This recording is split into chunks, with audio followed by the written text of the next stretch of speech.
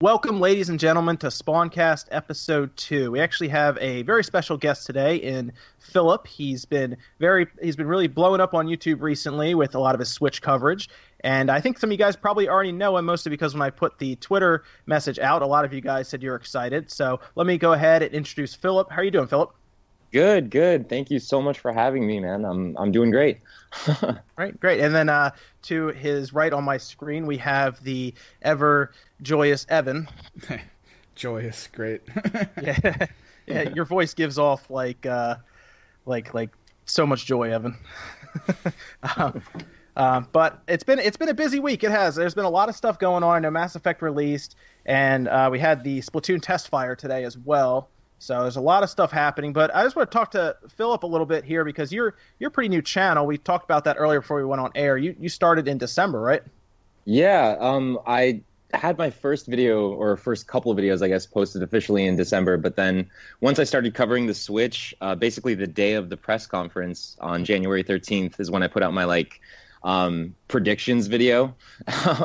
That's really when I started gaining attention and really started blowing up. So yeah. Nice, very good. Yeah, it's the Switch has been popular. That's for sure. It's there's a lot of either side of the Switch. You have a lot of people who are heavy defense, people, and then you have people who love to attack the Switch. So mostly, I think it's people who love to attack Nintendo, but that's kind of the way I see it. But absolutely. That's good. Yeah, I was talking to Evan here. I said your videos look really professional, and I was trying to figure out what camera. And you said it was a Sony camera, but it looks like. I mean, when I watch your videos, it looks like you've had some experience doing video creation. Have you made videos before this, or is this your first time doing it? No, I do actually have a little bit of experience with video. I kind of got my first taste in high school. I was in digital media as a senior, and then that kind of spun into playing with cameras, through college, and then turning that into a business. I wanted to figure out a way to sort of get into the video game industry one way or another. And when I realized that I couldn't code, I started kind of going in the more media direction. And that's sort of why I started developing my skills with cameras and editing, and combining that passion with video games is really what directed, the creation of this channel. And, the Switch coming out was perfect timing because I'm a huge Nintendo fan. I grew up playing Nintendo games, and, I play all video games. But, the whole concept of it being a portable and, at the same time being a home console was just everything I ever wanted out of a video game system. Yeah. I love handhelds. I think the Switch is really interesting. I mean, it's really caught a lot of people who weren't interested in the Wii U at all. I had a Wii U, and everything when it was out, and I played it, and then it went in the closet for a little bit because nothing really was coming out. And I think the Switch is just a better overall system to market one. They did a much better job marketing it. But even people like Evan, who just play computer games, wants a Switch because of the concept. Evan, you always tell me, Evan, you don't really want to set up a TV in your room. And the Switch is perfect for that. Yeah, it's just a side tablet I can play things on while I'm doing other stuff. It's perfectly fine. Yeah, although you were one of the people who bought a DSi when it came out. I remember that because you traded in your entire PS2 collection to the store. Well, yeah, I really seriously miss those games that I traded in. That's kind of crappy, but I don't know. I wanted it to be more than it was, and I guess that's probably where some of the hate for Nintendo comes. Is that for a good solid 3-4 years there, they kept saying that what they were making was going to be this new great thing, but then it fell short. They never actually followed through, and then they went to the next big thing after it anyway. I mean, DSi gave way to the 3DS how quickly? Oh, that reminds me, Evan, do you remember when, this is a long time ago, when the 3DS was first being rumored? Do you remember how we talked about them putting a Tegra in the 3DS a long time ago? Yeah. I remember we talked about that. That was when the Tegras were first in development. They were just kind of talking about them now and then. They didn't really have any ready to go or show off. And we were oh, how cool would that be if a Tegra went in the 3DS? And they went with ARM, and then we end up with a Tegra in the Switch. That was kind of funny. But yeah, Philip, if you didn't know, we actually worked in a video game store for a long time, like Evan and I did. Nice. So if you kind of picture as weird as it sounds, Clerks mixed with video games, kind of. Dude, that's awesome. Is kind of what we did. And we did that. I mean, when did we start working at that store, Evan? That was 2010? 10, I think. 2010, yeah, early. Yeah, and we did that for quite a while. And just saw all kinds of crazy people and stuff. But it's kind of like a GameStop, but it was like a kind of a smaller franchise store. But we've seen all kinds of stuff go on in the video game world at a customer level. Yeah, that's got to be like a crazy sort of experience or window into like the video game world, getting to talk to other people firsthand. You know, it's almost like, you know, being at a convention or whatever every single day, like meeting like-minded individuals, you know, walking into the store and talking games and all that stuff. So it's got to be a cool environment. It was neat. I mean, you get customers you like, and you get ones that are kind of crazy, but for the most part, it's pretty cool. And then we ended up repairing a lot of consoles. That's where we kind of got our knowledge of like repairs and stuff like that, and taking stuff. Yeah. So you guys are very very tech savvy. Taking apart Switches every day, pretty much, huh? Yeah. that was my Switch too. I had no backup plan for that thing. But I mean, man, when the Wii U came out, we got one in like a week, and we took it apart kind of cold, and it was easy.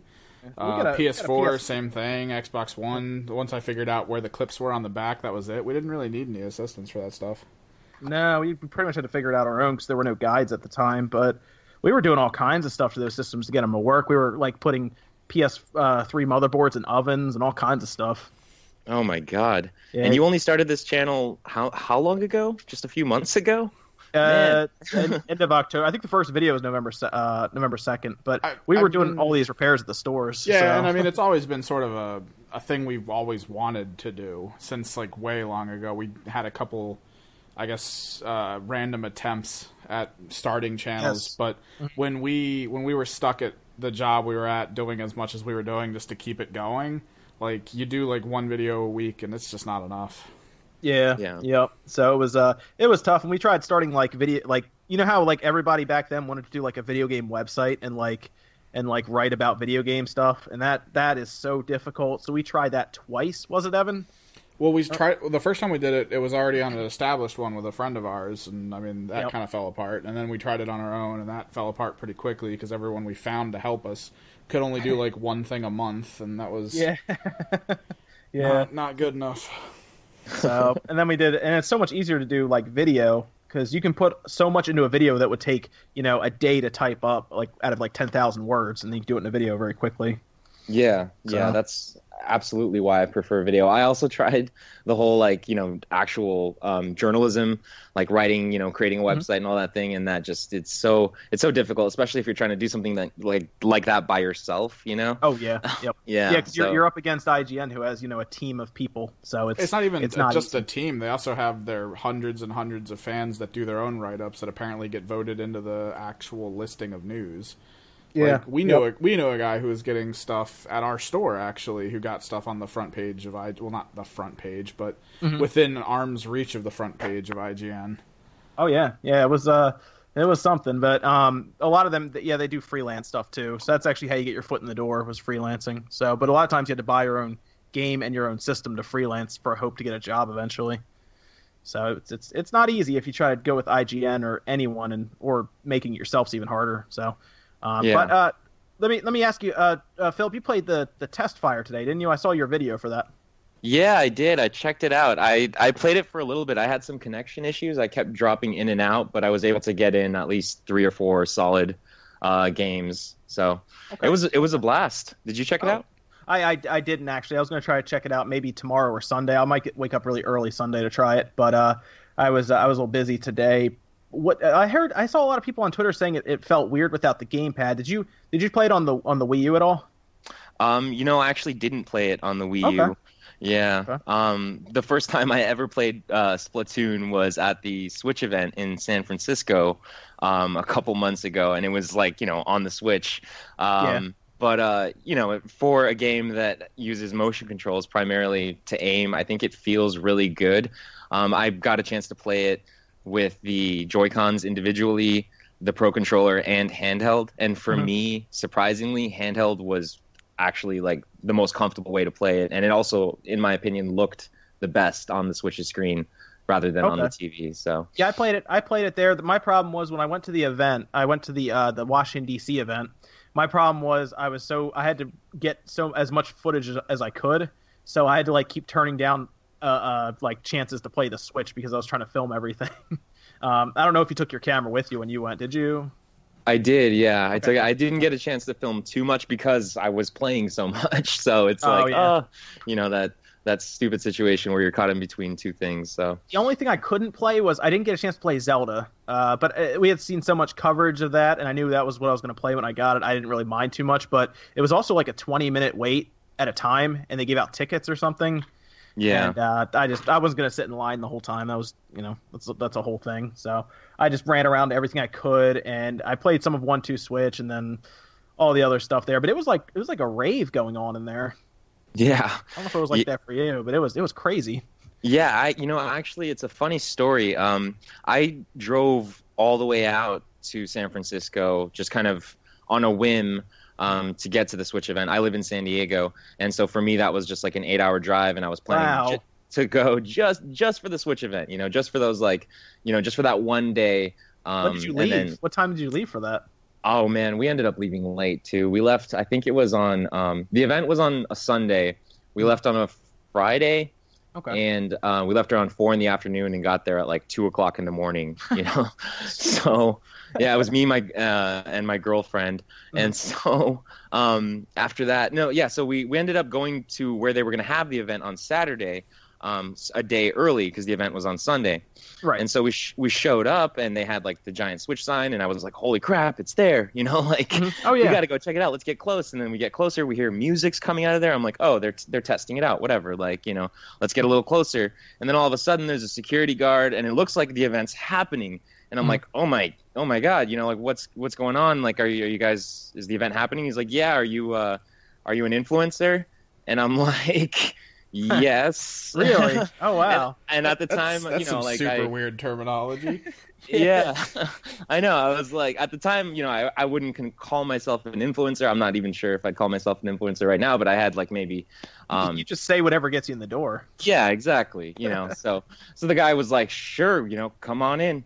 And like I literally got in. I guess it was a media day or an influencer day. That's like on Saturday, right? Yeah. Yeah. So I got 2 days. Like this early day and then the next day. So I got a chance to play pretty much everything, and I did play Zelda, which was awesome. So for me, it was like a trip to Disneyland for like 2 days. Yeah, absolutely. That's awesome. Did you have to stand in line super early the day after?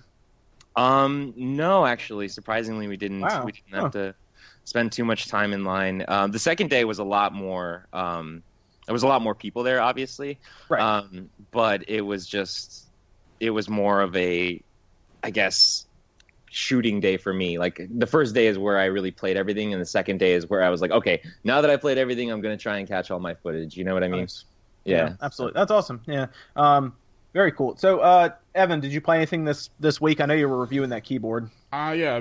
I've mostly been trying to get this keyboard completely done up. In order to really learn it, I've been still working towards Gigantic as a game because the community with it's actually been really cool. I don't even know how this happened. I did some work for a guy to make logos for his competitive team. Now I'm on the team, and we're doing the current tournament that's going on. Do they have esports for that game? Starting to. Nothing major. Okay. Of course. Yeah, it takes a while to get that happening. Yeah, it takes some time. So it's an interesting experience. They just posted up all this information about where the game's going to be going.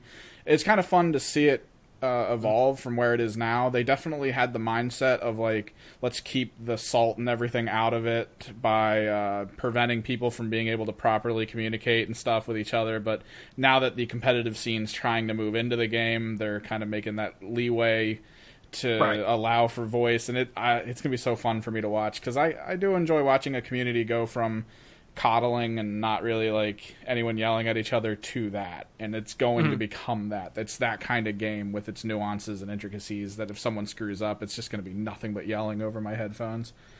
How's the keyboard holding up anyway? Keyboard's actually all right. It's not as loud as I had originally thought. I mean, I'm going to do all this in its own video and everything, but like I don't know. It's still, in the back of my head, it's still like somebody who tunes up a car, makes it really fast, and then gives it street glow. Why the hell did you give it street glow?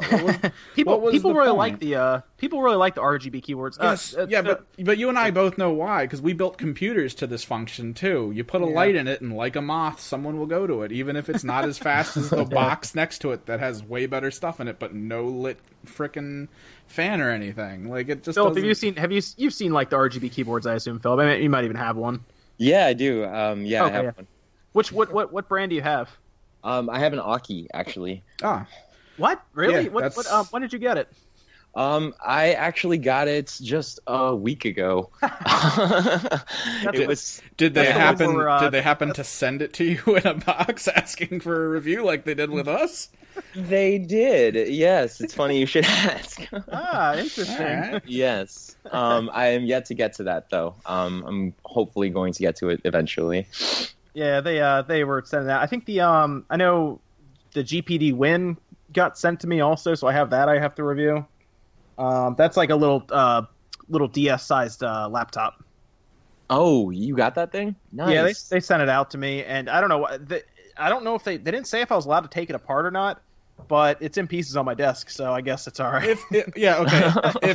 I think at this point, if they send us these things without any information about sending it back or like having to give it back to them, I genuinely think we don't have to care. Well, no, he saw my video where I took other stuff apart, so at that point, I assume he knows what's going to happen to it. I just got a new laptop yesterday. It's like a Republic of Gamers laptop, one of the Asus ones, because my old one died, and I get my laptops cheap off Craigslist and then fix them up or do whatever I have to do. And this one, the first thing I did to this was take it apart. I didn't even turn it on. So nice. That's what we end up doing a lot of times. But if people are sending me this stuff, they have to know it's coming apart. Yeah, I mean that's what you guys do here, you know. Yeah, take a lot of stuff apart, and then but yeah, did you like that keyboard, Philip? Yeah, I'm still kind of messing around with it. I don't have my desktop here with me, unfortunately, which is kind of why I'm waiting to get it really set up. So I kind of plugged it into my laptop, messed around with it for a little bit, but it's nice. It's great so far from what I've seen, but I really want to dip into it when I get home. Has the spacebar on yours like been hit occasionally when you don't feel like you're hitting it? Because that's probably the one thing I'm still noticing is that I'll just start jumping, and it's because I slightly press down on it. Like normally when someone tells me it's a mechanical keyboard, I'm thinking I have to fully depress a button in order to get it to work, and I feel like if I slightly tap something, especially the spacebar on this thing, I don't know. I gotta write all this stuff down because this thing. I looked at it for, like I said, maybe an hour when I plugged it in to check it out and make sure everything worked. And I noticed the top was like metal, but then the bottom was like the cheapest plastic I've ever seen. So man. It was really confusing to me. But I mean, it's a good price. It's cheap, right? It's like $60, something like that, I think, on Amazon. Yeah, it's really affordable. So like if you go to like Walmart, it's like $30 for a keyboard. So it means like $30 more. You get a fully lit RGB keyboard where you can customize it, and it's mechanical, which is a big deal. So I don't know, it doesn't seem bad. I'll see what you say, Evan, because you've probably put several hours on it of actual gameplay, and you'll probably put more on it to see. So I guess my only question is, in a marathon, like how long are all these keys going to last as lighting? Because it said it had 6 million, I think, presses in each key. I don't know what the lights are though. Lights are LEDs though, so they should be fine. They should, yeah, but like that's got to be the worst thing in the world if like the O and the M key just stop lighting up, and you just have that. Like it would look so weird. Yeah, I don't know if they have a warranty on it, maybe, but I don't know. I don't know how if they're like, if one light goes out, we'll send you a new one. I don't think it's like that. It has to be like a quadrant probably that go out. But did you get the little thing where you can rip the keys off? What, for me? There's a little thing in the box. I saw it in the box. I was debating, because I know I'm going to do the B-roll footage tonight for it. I might start taking chunks of this thing off just to take a look at it. I was gonna take all the keys off and like make it spell something when I gave it to you, just see if you noticed. But that would have taken a while. I was starting to pop them off, and I was like, I'll let Evan check it out. But that's good though. That's good. Philip, I should have asked you. Did before we talk about some of the news and stuff, did you, now with your channel you do Nintendo footage, don't you? Yes. Right. Did you sign up for the Nintendo Creators Program? No, I did not. Oh, interesting. Does any of your stuff get claimed by Nintendo? It hasn't. No, it has not been claimed by Nintendo, which is, I guess, is that kind of like the whitelist? Is that what you're talking talking about? Yeah, have you shown like clips of like Zelda and stuff like that? I do. I have Let's Plays of Zelda and like other Nintendo stuff on there. So I haven't gotten any copyright strikes. So I'm curious to know like why that is. Yeah, they should be claiming your stuff if you show footage. I'd like to say that they're probably getting a little more lenient, but it's probably just that they're too busy doing it with other people. No, they claimed ours, Evan, when we did our live thing. Our stream? Oh, damn. Yeah. Oh, yeah. I had to submit it to their creators program. I literally just set the creators program up. Just if I do any streams, I'll just submit it to it. But from what I can tell, Nintendo doesn't like us very much. Not you. Maybe you felt not us though. I don't know. I think with me, honestly, it's because my channel, as far as video games, has just primarily been Nintendo. And, they probably, if they have seen my stuff, see that I'm not really like painting them at all negatively. And if I do have any sort of criticisms, it's usually like in a positive light. So I'm assuming that they let me sort of get away with showing their stuff if they do notice it's a bot that claims stuff. So when I had 14 subscribers, they claimed my first video. Oh, really? Yeah, it's a bot. It detects like gameplay sounds and audio and stuff like that. Okay. Well, then I guess... Yeah, it's like if you just did a Let's Play of Zelda and like 10 straight minutes of it, I think it'll claim it. And you'll get a little thing next to it that says copyright claim. It's not a strike, it's just a claim, which means that they will just divert any revenues you would have made off of it to them. Well, I definitely have to get into the Creators Club then, as soon as possible, just in case. Well, people are trying to get them to end that, but that's unfortunately the only way to go right now. But like Boogie and I know Angry Joe have a whole thing with them. But yes. So were you playing any other games this week, Philip? Not really. I just actually finished Breath of the Wild the other day. Okay. Cool. Yeah. Yeah. So that was a blast.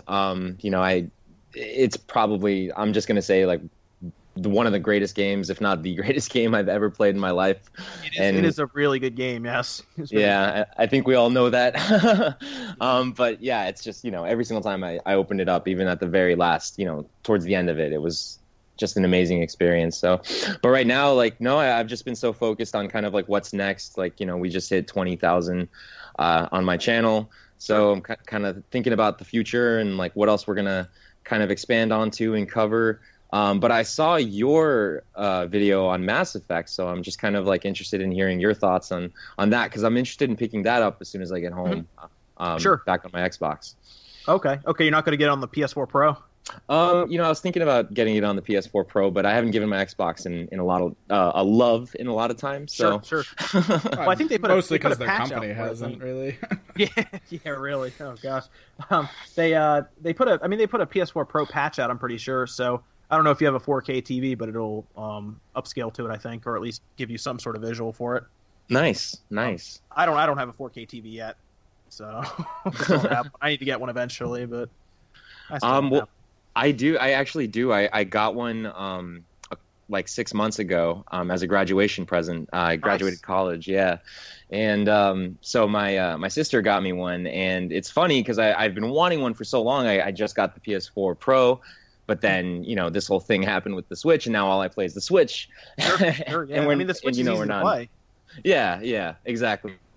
It's easy to play. It's like we were packing the hospital bags. My wife's going to go into labor at any time now, and we make a spot for the Switch in the bag. So nice. Going to the hospital. So gotta have something That's to do. awesome. Come on. Yeah, right. Yeah. But I just got that. I got Binding of Isaac the other day. I actually found a physical copy, which they've been kind of hard to get. I don't know if you looked into Binding of Isaac at all, Philip, but it's been around for a little while, and they just came out with their big expansion, the Afterbirth Plus. It's always been like a cult game. Like, it is probably one of the more modern cult classic games. I know a friend of mine's been playing it since the day it released, once a day, every day. Wow. Jeez. The original? Yeah, and all the updates and everything.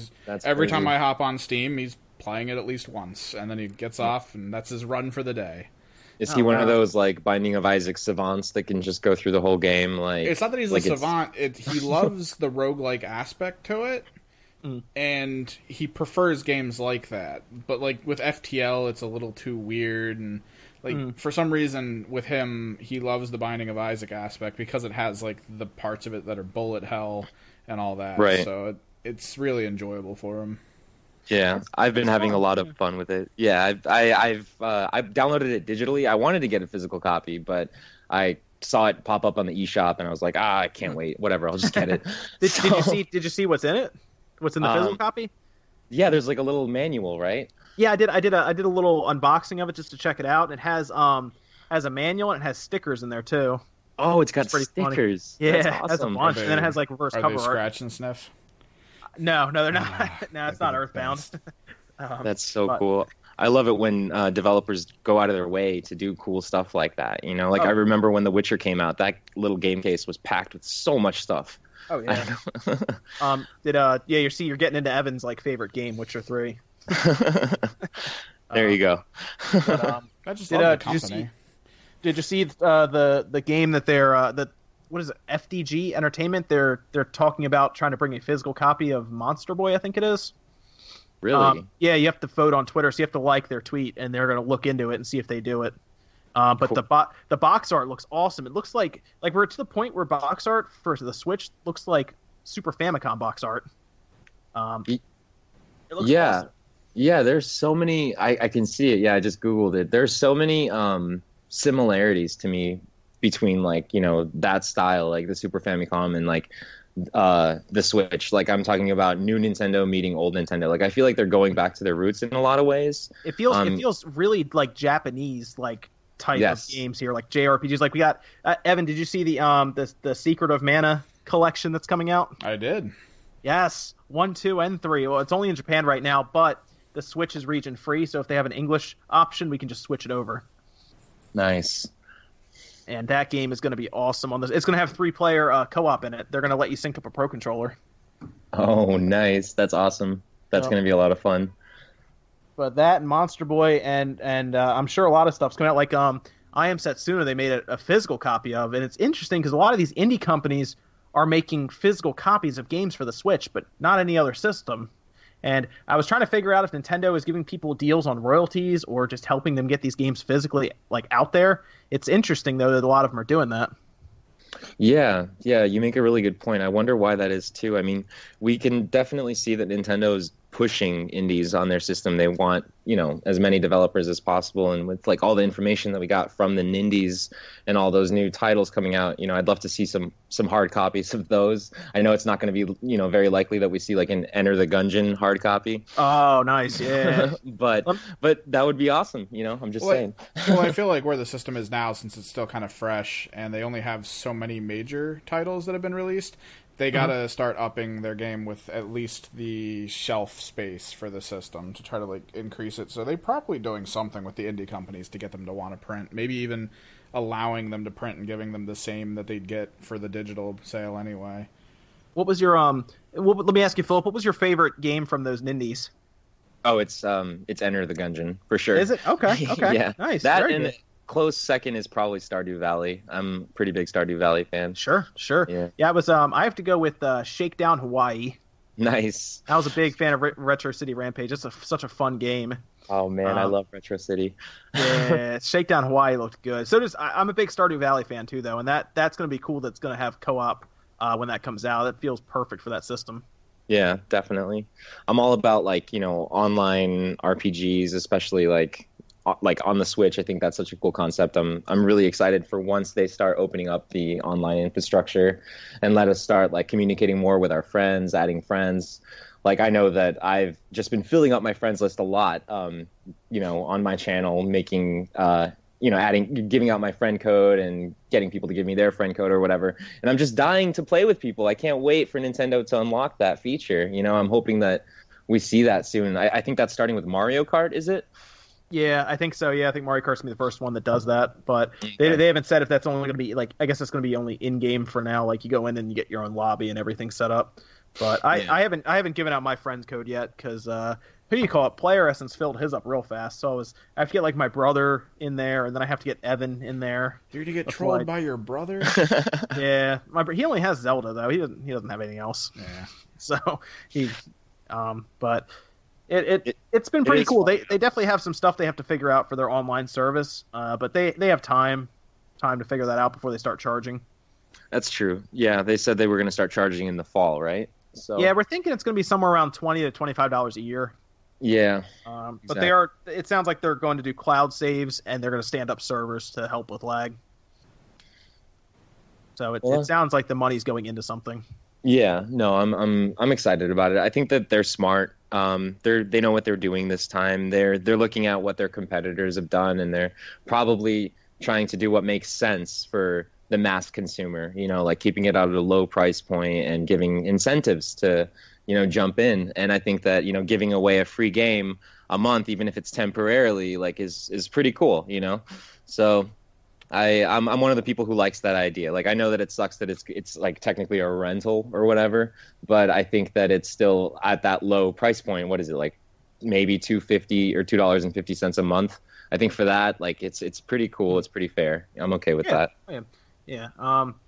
Okay. So let's see, Evan, we're still trying to get you a Switch, aren't we? Yeah, still working on it. Okay.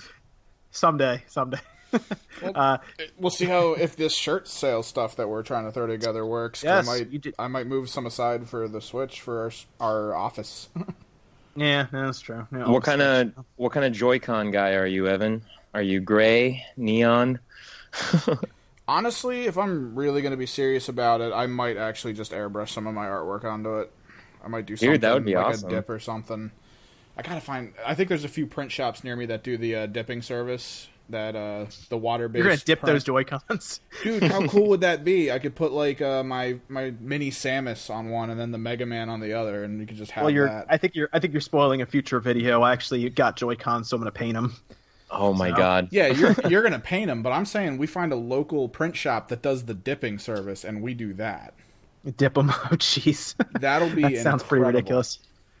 Okay, well let's move on to something kind of interesting here. So this is. I'm going to hit you guys with a rumor, and you let me know what you think about it, okay? Okay. This leaked out today. There is new artwork for the new Call of Duty game coming out. And I think you guys are well aware of what happened with Infinite Warfare, right? Right. Yep, something new, so everyone was scared and stopped and didn't want to play it. Right. They didn't like the whole futuristic stuff, right? Too new. Right. Well, apparently artwork leaked out, and the game is going to be called, at least from what we see, Call of Duty WW2. Okay. So it going looks back to like, World War II? Yeah, it looks like they're going back to World War II. I'm trying to remember which company is making it this year. It has to be Sledgehammer this year, because it's Infinity Ward was last year, and then before that was Treyarch, so it has to be Sledgehammer this year. Okay. And they made, what was it, Advanced Warfare? Yeah, Advanced Warfighter, right? Yeah, they made that. And now we have what I figured was going to... See, I thought they were going to go back to, like, World War, like pre-World War One. But I guess they're going to go back to World War II. And I was a little surprised that it leaked out. This is, like, from... I guess they had artwork and stuff from a company that leaked out, like, promotional material. Yeah. And it's not confirmed or anything. They'll probably put a trailer out at some point soon, but... I was surprised that it got leaked out, but I do think they need to go back to like old school Call of Duty because Black Ops is a futuristic game. Actually, all three of them were pretty much futuristic games, and no one was doing the old school Call of Duty. And then Battlefield 1, I don't know if you played Battlefield 1, Phil, but it's actually a really good game. Yeah. That comes out, everybody falls in love with it. So, did you get a chance to play Horizon Zero Dawn, Phil? I'm sorry to tangent. I did not, no, and I wanted to so bad. I wanted to play that game so bad, but I didn't have enough time. That's going to be on the shelf. That's definitely in my catalog, though, to come back to later in the year. How is it, though? I saw that you played it, right? You had a Let's Play for it? Yeah, I did. I actually got it. So without spoiling too much, I have ways of getting games the day before they come out. Nice. And I got that the day before it came out. I did a quick stream of it. And then, of course, YouTube grabs it and then re-uploads it. But I did a quick stream and played it for a bit. But my problem was it was only out for 3 or 4 days, and then Zelda came out. So I have not played it. I have not played it since then. Yeah. That's why I'm not so upset about not getting it. Is because I know that it's like I would have played it for those 3 days and then it would have just disappeared. And I know that after playing through Zelda, it's like I'm going to come back and probably want to restart Horizon anyway, so I'm not going to come back after not playing for a month and then pick up from my save like 4 hours into the game. So Right. Yeah, it was it's a big open world game. It's fun. If I had to pick between either one, I would probably pick Zelda first, to be honest. So oh, absolutely. yeah, Zelda is still down. the game. So but yeah, on that Call of Duty thing, I think that I think going back to World War II is probably a good idea for them. I mean, they took a risk going into the future, and it worked. It worked for them for a certain extent. They kind of divided the community a little bit. We saw like a lot of dislike for that future sort of warfare, and then we also saw like a lot of praise for it. You can't deny that the mechanics of the game did sort of like develop, and like they had a lot of new and interesting things happening, but at the same time, like it lost its Call of Duty feel to it.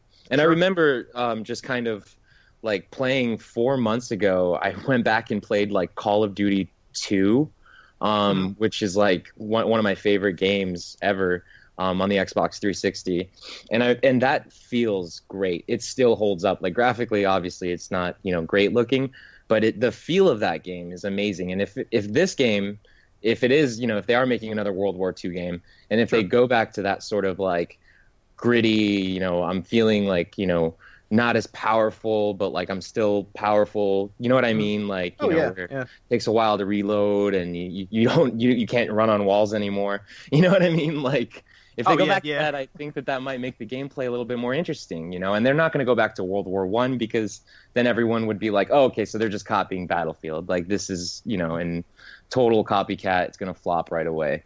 I don't think I'll ever forget Call of Duty 2, because that was when the 360 was first coming out. I don't know if you remember exactly that time period. But the 360 was first coming out, and they were showing Call of Duty 2 everywhere. Like if you went to Best Buy, they were playing it. If you went to the mall, we had like an FYE out here, they were playing it. And they always had that one part in the beginning where you're coming into like, it was almost like out in the desert kind of level, and you're kind of driving in, and then somebody throws a smoke grenade, and it was weird because at that time that was a big deal when you saw like volumetric smoke come out of the ground, and we were just like, whoa, look at the smoke. And then meanwhile real. Which is hilarious to think about now, but that's how it was back then. Dude, yeah. I remember I got a 360 at launch, and Call of Duty 2 was one of the launch games, I think, right? For the 360. Perfect Dark Zero was there. Yeah, I got both of those. I was so excited for Perfect Dark Zero, kind of whatever for Call of Duty 2, and ended up falling completely in love with Call of Duty 2 and just whatever about Perfect Dark Zero. Call of Duty 2 was good. It was good. Yeah. And then I remember I got Condemned after that came out, and that was really good too. Yeah, loved Condemned. I don't even know, what were you even doing at that time, Evan? What, for the Xbox 360 release? Yeah, that was end of 2005. I'm trying to remember. I think one of my roommates went with it pretty hard because he was huge into Halo, and he had actually a group at our college that played that. But with me, I think we were still playing random GameCube games with my other roommate, and that was really when I started looking into how to build computers heavily, like all the different aspects of it, all the little tweaks and things. Got pretty big into a couple online communities, and I think that was around the time I started playing some MMOs with a ton of people that apparently ended up being local people that I knew for a while. But let me hit you with this, Evan, and Philip. Kingdom Hearts 2 came out a month after the 360 launched. Wow. That's how long we've been waiting for Kingdom Hearts 3. That's insane. Like that's the 360 has come and gone since Kingdom Hearts 2, since we've been waiting for Kingdom Hearts 3. And we're at least halfway through the Xbox One cycle and PS4 as well, so it's about time. And they're not going to release Kingdom Hearts 3 for another year at least, right? I don't think it'll be this year unless they really surprise us at E3. I really have to surprise us. Yeah. So we find out it's a massive open world, bigger than Final Fantasy's open world, and that would be ridiculous. No, you know what? If it's bigger than bigger than Xenoblade Chronicles X's world, that'd be amazing. So that had a massive world. Yes. So any thoughts on the Call of Duty scene, Evan? I know you're kind of making fun of some people for not I never like really the new one. Well, I mean, the reasons were always bad. I thought people who trashed it. We're like, oh, I don't know why it's in the future. I don't know why I need an exosuit. You don't. It's a game. It's a thing to escape to and try something else, be something else, do something else. I don't know what this entrapped feeling of I want it to be like a gun that I could have, but you don't have the ability to then hold that gun up and immediately snap to someone you're supposed to kill and then pull the trigger and get it infinitely guaranteed hits on them. I don't get that whole scene about it. Like, it's not interesting to me. The shooters I played at the time that Call of Duty was a big thing, I played Enemy Territory Quake Wars, and I played which that actually probably put a big issue with me with Call of Duty into like my mind, because the problem was I think Modern Warfare 2 dropped right after Quake Wars came out. And Quake Wars you're right, yeah. Quake Wars was great. I met great communities there. I was playing online heavily. It was a really fun game with just this great feel of how to play. The vehicles were fun to play with, and just all the cool little things you could do, and it was great. And then they balanced it, kind of ruined some things. The Strog Gatling gun became really powerful and stuff. And they were like, oh yeah, we're going to dial it back. And that, I think, was the exact moment Activision said, we're cutting your funding immediately because Modern Warfare 2 is coming out and we don't want two FPSs fighting with each other in the market. Yeah, I think you're right. That was literally it. Ruined a really good game. And then even before that, with the older Call of Duties that everyone really liked, I played the other Enemy Territory, Wolfenstein, that was out. We had I think one of the online clans I was playing with was a pretty big UK clan. I think they were called Tibet. I think that's what they named themselves. But that was just fun. It was a great experience, and it was your skill, and that's really what caught me in that world. Was you have to be accurate. You have to really control the weapon you're using. It's heavy that way. There's so many great stories that I have just stored away in my head about that game. Covert ops people that could take other people's outfits. We were messing around with that, and we always seemed to die trying to get behind enemy lines that way. And one of my friends takes one of the outfits and goes, let me try something. Spins around, faces us, and starts leaping backwards and just gets all the way behind them and into their base. It was fantastic. So to go from that to, if you right click, you can just shoot people. Like, yeah. I was like, yeah, okay. Just lock onto the guy and shoot 5 missiles at him. Yeah, just click once, he's dead, and you can just go do it to someone else. It just became a Twitch shooter, and Twitch shooters are just rhythm. It's basically playing a rhythm game with bullets, and I'm not that interested in that. So let me jump over to something else here with the Switch. I don't know, Philip, have you been following this, where some games are coming out, and they're actually more expensive on the Switch than they are anywhere else? I have, yeah, I've heard about it. So we have, Rime, you probably saw that. Rime is $10 more. Yeah. And then Minecraft Story Mode Edition, or whatever, is $10 more now, too. Wow. Yeah, so Minecraft Story is $40 game instead of $30 now, and it's for the Switch. And Eurogamer came out with an article, I don't know if you saw this, where they were saying that it's more expensive to put it as a cartridge, and that's why. But there are other companies like FDG Entertainment that say it'll stay the same price, whether it's physical or not. Binding of Isaac came out at $40, which is lower. Well, it's $5 more than the one that's on Steam, I believe, and that is a digital versus a physical there. Of course, Nintendo asked for royalty fees, so you'd expect it to be like $5 more as opposed to Steam. That is, I think, a little more lax with their stuff. But it's interesting going forward if games that are multi-platform would try to be more expensive on the Switch. And I don't think it has anything to do with the cartridge. I think it has to do with the development time for trying to make it work on both a handheld and a console, technically, with the TV. Yeah, I think that makes a lot of sense. But I also remember Miyamoto, he was talking about how it was really easy to port games over to the Switch, especially games running on Unreal. So, like, I don't know, like, that confuses me, to think that, like, he was talking about easy ports and then also, like, it being, possibly complicated to maybe, get a game to run in handheld as well as on the TV. I think that it could have something to do with, I mean, Nintendo does take a big cut on royalties, but at the same time, we're seeing the same price for digital as we are seeing for physical games. So I don't know how to explain that. And I mean, easy porting compared to what? Because, I mean, like, how long did it take for the latest Batman game to start working on PC as it was ported from consoles? Well, like, apparently they got like Snake Pass is a game that was made for the PC first, and it took them a week to get it running on the Switch. Right. Because the Switch shares Unreal 4, it shares Vulkan, which is interesting, and it shares NVN from NVIDIA. So it has like all of their latest, because it's a Maxwell chip that's in there, so it has all of their latest stuff attached to it. And apparently just the way it works, where, for example, the Wii U had ED RAM, where it had that high-speed RAM on the chip, and then it had access to a pool of RAM that was slower, whereas the Switch just has access to one pool of RAM that's faster than the Wii U stuff.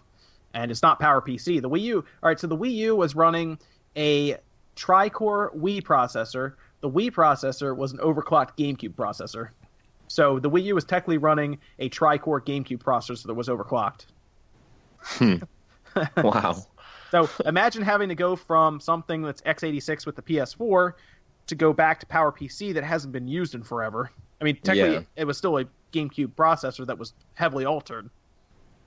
And here you go with the Switch that is using a Tegra chip that shares all of the latest and greatest, programming APIs and everything. So I think that's what they're trying to say, is it's easier to develop here. The dev kits are $500 to $600 as opposed to, I think the PS4's dev kit is like $12,000.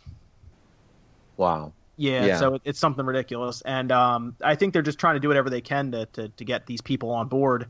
And it's interesting. From what I heard, Rime had to outsource their programming to get it running on the handheld mode for whatever reason. I don't know why. I also don't know what language, if they were using Unreal or if they're using their own thing. Maybe that's why. But from what people are saying, they had to outsource to another company, and that's why there's a $10 difference. Yeah, that makes sense. I mean, if they're outsourcing, it's going to be way more expensive. Obviously, there's going to be fees involved there. But I don't see this being like the future of the Switch. I honestly don't think that games are going to be priced as high, especially indie games. Mm-hmm. I think that $40 for The Binding of Isaac is a little bit too expensive for that game. You said it was 25 on Steam? Oh, it's 35. I'm sorry, it's 35 on Steam. 35 on Steam, right. So, like, I think that, that is, I guess, a fair price, and I think they should have probably matched it for the Switch. But at the same time, I think it's still going to sell. I think people are still going to be excited about it. They're hungry for games on the Switch. And I think, developers know that, and Nintendo knows that. And, people are going to buy it no matter what the price is. Well, that was my other concern, is that they're going to take advantage of a very small lineup right now, and they can put something out that's $10 more because we'll buy it, because there's nothing else on the Switch to really play other than the big ones, Zelda and Bomberman, I guess, stuff like that. Whereas all of a sudden this new cool looking game comes out, it's $40, no big deal, I'm going to get it, so it gives me something else to play, and they can kind of get away with it that way, But at least it's a good game. It is, yeah. And then I know Has Been Heroes is out in a couple weeks. There's a couple things coming down the pipeline for the Switch, and really at this point, I have all these systems, but the Switch is the one I play the most, just because it's the easiest thing to play. I hit the button on the top, and it's on in 10 seconds, not even. And I'm not playing. It's so fast, and every game, Zelda is save anywhere. All these games I can save and then stop playing whenever I want. Yeah, it's built for pick up and play. I mean, I heard it, referred to as almost like the spiritual successor to the Vita. And that's almost like what it feels like to me. I was a huge Vita fan, me too. And so like having that same experience just, on a quote unquote next gen level is amazing. So yeah. It's a console experience on the go that's actually built well, and it has co-op built in. Yeah. It's crazy, it really is. So I have another piece of news here that's actually, it interests me because I'm always interested in kind of the business side of gaming. And this came out today, and people started, well, technically the report came out yesterday, and they opened stocks this morning, and people are dumping GameStop stock like they're allergic to it. I don't know if you saw this, but their earnings are way down right now. Oh man, they are in some trouble right now. Oh, and, GameStop. Yeah, and this is from is from their last quarter of 2016, so it doesn't count anything with the Switch yet. But that would be their holiday season, and they dropped. It looks like, okay, here we go. Yeah, so hardware sales declined 29.1%, and their software sales fell 19% for quarter 4, from what it says here, and that would cover their full holiday sales, and then their fourth quarter global sales dropped 13.6%. So they are on it, and they apparently it's been that they have been on this downward slope for past couple of years now. Wow. And you just said you bought Binding of Isaac digitally, right? I did, yeah. Just, on pure convenience factor. Sure, exactly. Now, do you buy a lot of your games digitally now? I do, yeah, unfortunately. And I say that unfortunately because I would like to have, that hard copy. I do miss that feeling, but at the same time, like, the ease of not having to worry about swapping games. Oh, no, I understand that completely. There is a convenience factor there, absolutely. And now Amazon and Best Buy offer you a better deal anyway than GameStop. You don't have to leave the house. They'll ship it to you. Oh, man. Where I don't know if you do Amazon Prime at all. Have you done? I do, yeah. Okay. You understand that games are 20% cheaper on there? Yeah, it's amazing. It's ridiculous. Yeah. And Evan and I, like I said, we worked with the game stuff, and at one point we were actually doing the ordering for the stores too. Oh, so really? We've had a look at all the wholesale stuff for all the different games, controllers. We can tell you it is garbage too. Yes, we can tell you how much all these games cost GameStop pretty much. Like, you can name a game or controllers, and we can tell you how much they probably cost. Yeah, they don't make very much money off of it, right? They make all their money off their used stuff, right? So, what's a game that came out, Evan, back in the day that I ordered? Trying to think of a game. There's basketball every year. 2K was a thing every year. Always the 2Ks and always the Maddens. Yeah, so Madden I think cost us, I want to say $50 and like 75 cents.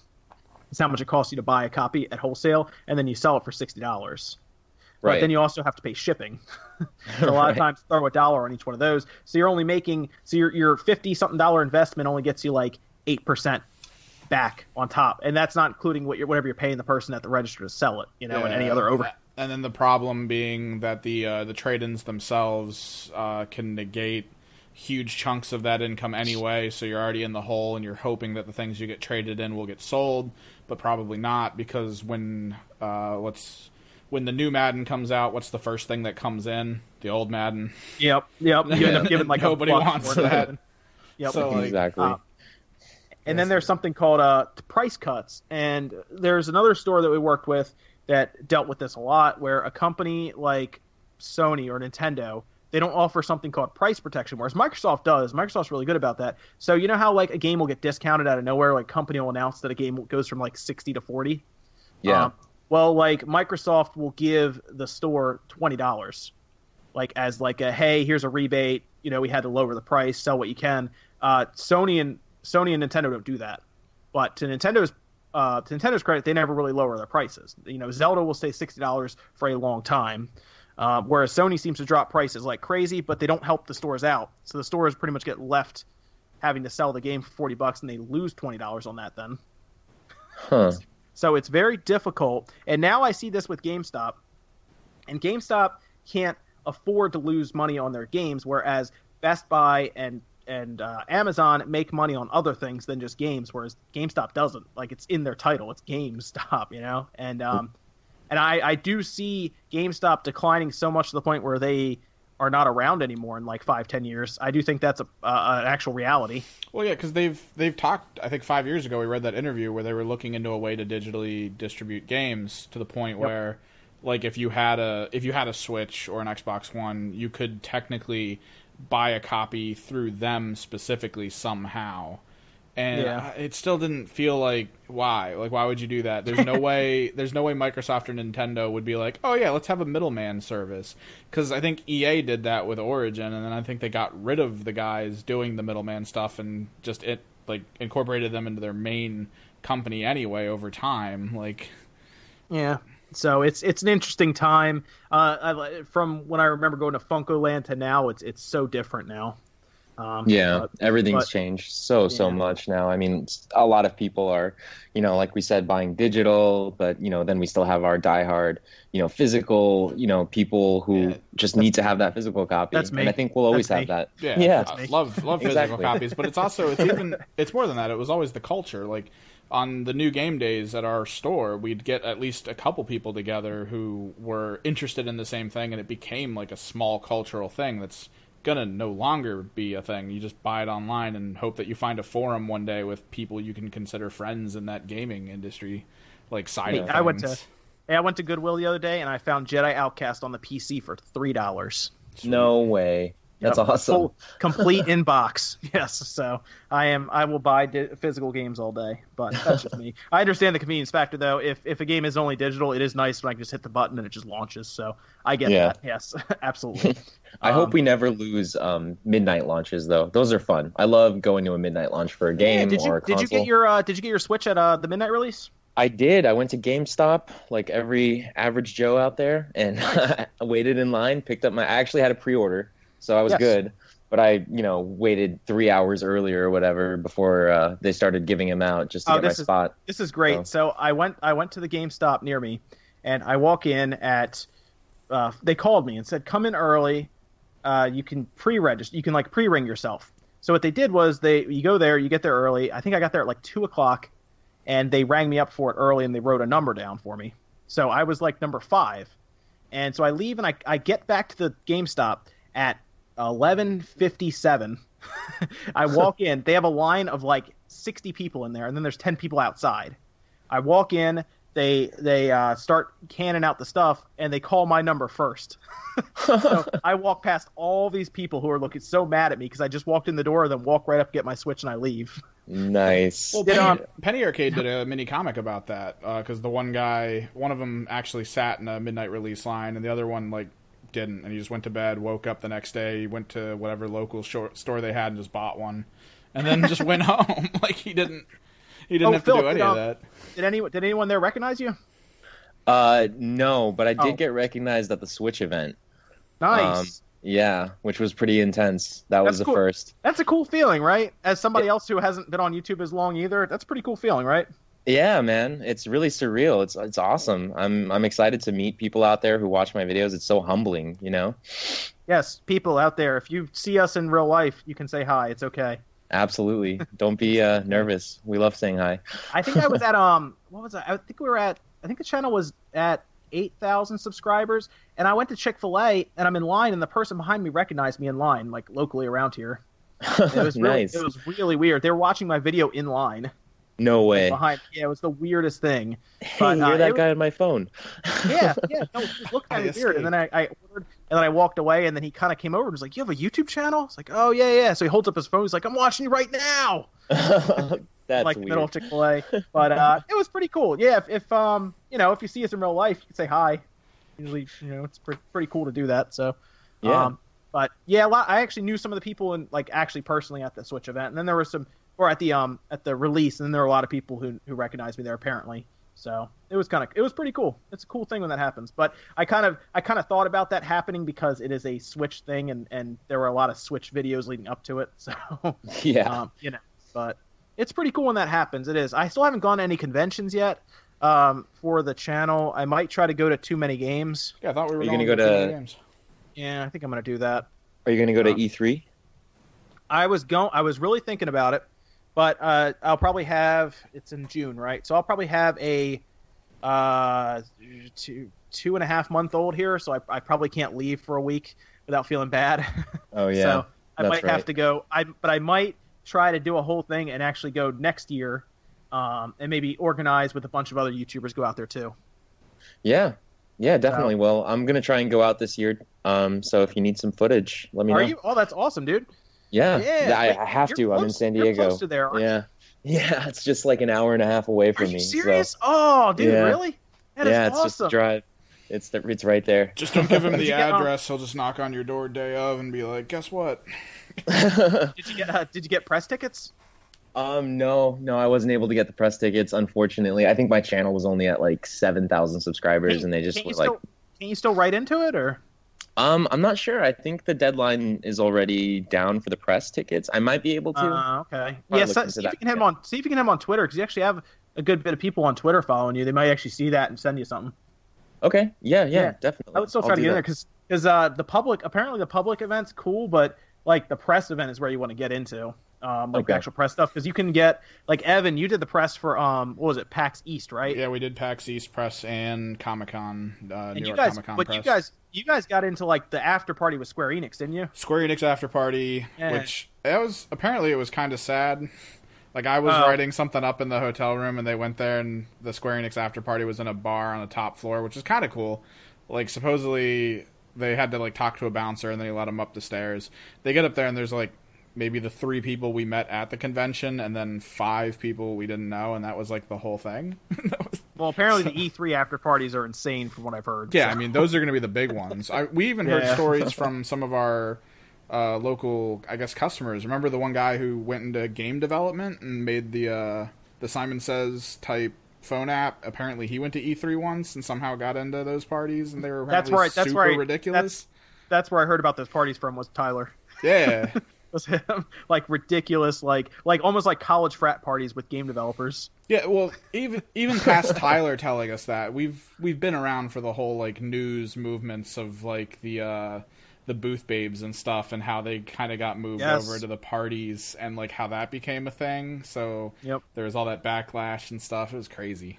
That's cool, man. Yeah, you're fortunate to be out west. That's where I've always wanted to live, out in San Francisco.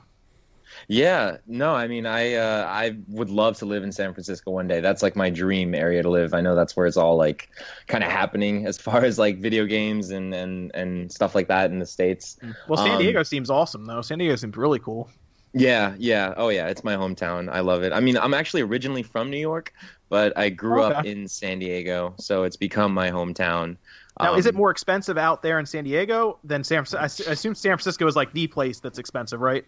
Yeah, definitely. Okay. Out of all 3 places, between New York, San Francisco, and San Diego, I'd say San Diego is actually, ironically, the cheapest.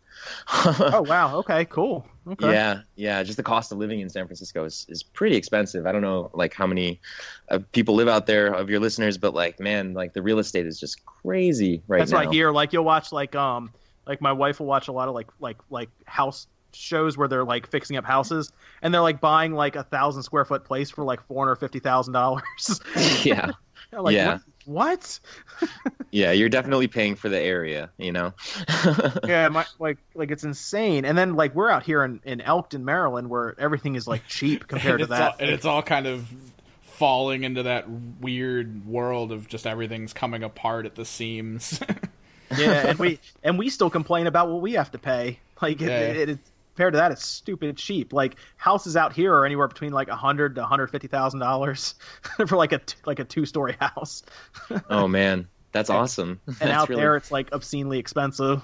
Yeah, no, like a 2-bedroom house in San Diego and in like a decent area is at least like $250, maybe $300. Oh, wow. Jeez, yeah, my house is a 3-bedroom and it's like nowhere near that expensive. Yeah, it's crazy. Man, but yeah, that's interesting. It's interesting to hear about the other side of the United States. That's cool though. You're in a good area though. If you're only an hour, you said hour and a half away from LA. Yeah, you should make your way out, man. That'd be cool. You should hang out if you get out here during E3 or something like that. It'd be awesome. Okay. Yeah. Yeah, because now that I know you're that close, yeah, I'll take you up on it maybe. Absolutely, anytime, seriously. Yeah, I know. Next year I'll definitely be getting to E3. But I do want to hit some other conventions, so I don't know if you end up making your way around the states to different conventions, but I hope so, definitely. I hope so, or I hope to do like a lot of traveling this year. You know, as the channel gets bigger and stuff like that. Sure. Yeah. So. Well, see if you're ever, because it's not far from New York. If you ever end up back in New York out in June, that's when Too Many Games is. Okay. And, I know I'm going out there. It's like an hour or so drive from where I am, and it's probably like hour and a half from New York. Nice. Yeah, definitely. And then there's also Comic-Con. I know that's like a huge one in San Diego. I've been to that a bunch of times. Comic-Con.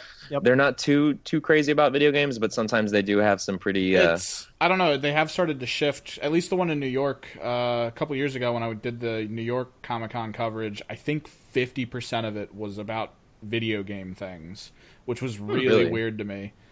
I went there for information on anything comics and stuff, and anything on the movies and TV shows that were coming up. I got to see the promo for the Lock and Key TV series that never happened, and like it was all really cool. But then you hit the floor, and it was Marvel vs. Capcom, the new Darkness game coming up. I think they were showing off some Darksiders stuff because that was Joe Mad, a huge guy in comics. It was so crazy that it was just all video games. Yeah, I remember I think it was last year. It was right before the Division came out. Microsoft had like a really big thing happening in the hotel right next to the convention center where they were holding Comic-Con, and you could play a couple games that were coming out at the time, and the Division was one of them. And it was like the first time I got some hands-on time with it, and it was really cool, like, to be able to play that at Comic-Con, So, like, it's definitely turning into something that is more than just comic books and shifting more towards the video game cycle. Every year, I can see that evolution happening as well. Yeah, so Too Many Games is like all about game. That's all it is video games. It's mostly like a lot of retro stuff too, mostly. Heavy and retro and indie that represents retro is what we've always because they actually they'll give tables out for free to indie developers to show their game off. Like if it's like a 1 or 2 man crew, they'll just give them a table to show it off for free. Nice. But what's cool is usually I think their big guest is usually the Angry Video Game Nerd goes there every year. Yep, and cool. DJ Cutman I think always goes there. He's pretty big on like Twitch and stuff. Yeah, so it's a lot of fun. I think it's like a 3-day event. We would go. Well, we used to actually go there with a store and sell stuff there, but I guess we would just go on Saturday. But it should be fun. It's not till the end of June, so it's a while away. But okay, yeah, that sounds awesome. It should be good. But I'll be looking forward to That's cool. You're going to E3 though. That's neat. I hope you can get into press though. That's where you get into like the big keynotes where they give you something for free. I remember one year when they showed the Xbox 360 Slim, everybody in attendance got one for free. No way. Yeah. Oh yeah. It was basically like one of those Oprah moments where like look under your seat. And it's like, you get an Xbox. Yeah. That's hilarious. Yeah, I'm excited. Cool, I'm excited. I'm definitely gonna try and get in there as press. I'm gonna try again. Email them, shoot them out on Twitter or whatever. Shout them out on Twitter. Yeah. If you're listening to this, help them get there. Tweet them at E3 and say, hey, get my man Philip in there. That'd be awesome. But that's really cool. That's cool. But yeah, so we'll close up here with something here. What are you looking forward to? I guess with the Switch next month, or really is any game system at all, Philip? I don't know if there's anything in particular looking forward to next month. Next month. What month are we in now? March. So April is next month. Yes. Yes. I'm really looking forward to Mario Kart. Mario Kart is big. I know that ARMS is coming out sometime around that time as well. Well, I'm hoping so. It'll probably be. I think we're shooting for maybe early May for ARMS at this point. They're super like cloudy about that whole thing, but we'll see it. We'll see a Nintendo Direct about it at some point. Yeah, they'll probably spread them out evenly. I'm sure they're not going to release them back to back, Mario Kart and ARMS. Yeah. But for April, for me, the big one is probably Mario Kart, and then also more close though. Has Been Heroes looks really interesting. I'm looking forward to that. Yep. That's going to be a big one. Yeah. Those are the two for me for now. Okay, sure. Yeah. What about you, Evan? I mean, right now I'm still heavily invested in trying to see how the Gigantic community grows. But you're gigantic, dude, it's so fun to play. And okay, this historically speaking, whenever I play games, usually I don't know, I'm usually better than 80% of the community in them in competitive style, and people. I'm just better than those people. But they complain, like they'll complain rather than getting better at something. But I understand what you're saying. But in Gigantic, if I dominate an enemy team, I get friend invites. This is the first time this has happened in so many games. Like I have my friends list is just filling up with people who want to play with me because of how much better I did than them, and they come into chat and we talk about builds and stuff. It doesn't happen like this normally. But didn't you just send me a thing on Steam that's like, oh, Dragon Quest Heroes 2 is out? That's the thing. The other one. That's the thing, because these things are flying under the radar that I had no idea were coming up, and I'm kind of interested in the Tokaiden 2. And dude, I counted like 11 exclamation points after it. Yeah, I was like, what? When did this happen? Because I know all the news and stuff that I keep seeing is getting dominated by just like, here's Switch stuff. Hey, here's some new console game stuff. And then like, I just randomly hop into the shop on Steam, and it's like, so Tokaiden 2 dropped, and I was like, what? Yeah. And then there's also this Dragon Quest, which I've looked into it. Apparently, whatever DRM system it's built on is like, people hate it. But the game itself, it just looks awesome, and it's dropping in like a bit in April. Actually, 25th. They put that on the Switch also. Yeah, it looks they put the fantastic. collection 1 and 2. It's it doesn't got run the- super well on the Switch. But Yeah, but it's that's there. the collection though. But this is just Heroes 2. It's got the co-op and everything. Yeah. Oh yeah. Mm-hmm. Yep. Apparently it was because they didn't. Apparently they said they didn't optimize it super well for the Switch, but it seems like that might have been an afterthought for the Switch to have that game. But it's yeah. I mean, it looks cool. It's a cool looking game. It almost looks like it's like a Dynasty Warriors style game, right? Because I remember when you played, you looked into Dragon Nest and stuff, and you're like, it's a pretty cool game. I think we need to somehow maybe rub some elbows with some people, and you and I can get a copy of this and get some co-op going. Well, that's nicely. So that's you're just gonna play Gigantic, I guess. For now, yeah. I know you're a big Steam. I know you're a big PC person, so I get that. Well, I'm going to be looking mostly into assets for our channel. Try to get some new stuff coming up for it. Got to get the videos done. Got to maintain my connection with the Gigantic community and see how that goes, because all the major streamers are like talking to me and linking stuff to me and stuff. So that's a whole new experience for me, and it's pretty cool. great. Nice. Yeah, I think I'm Mario Kart definitely, but I'm looking forward to Persona 5 also.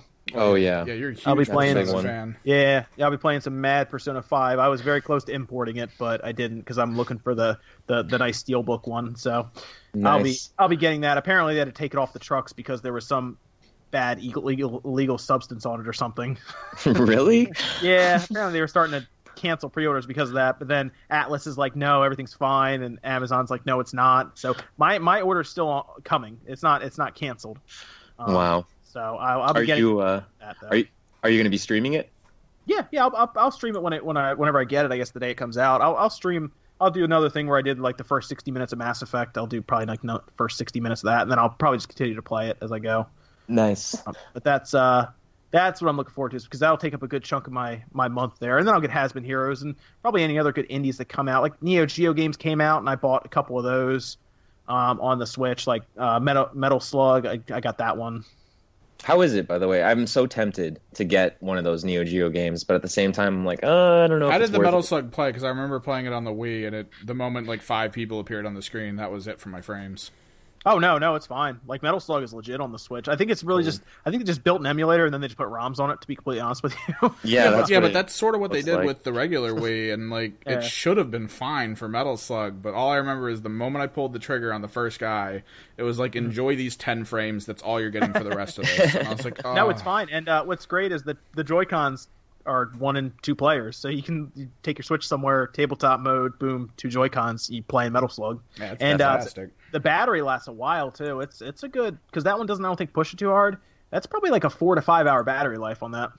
Wow. Play it. So it's a good. You can take up a good chunk of the day playing Metal Slug, and then I got King of Fighters also, and Nice. that was 98, right? The one they dropped.